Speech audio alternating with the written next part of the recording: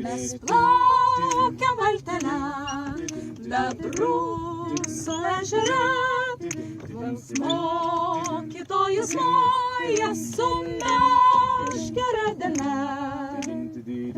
Ten tolumoje, paplūdimyje, vaikai jau rikiuojasi eile.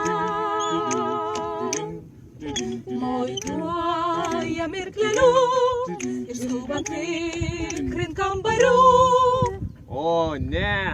Kas čia padėkiu, daug pušų, pumpurų.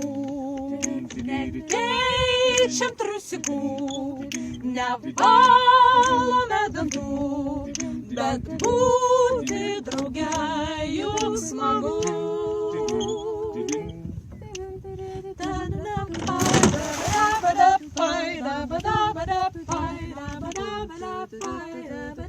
Labas, mamytė, kaip gyveni? Aš tai blogai.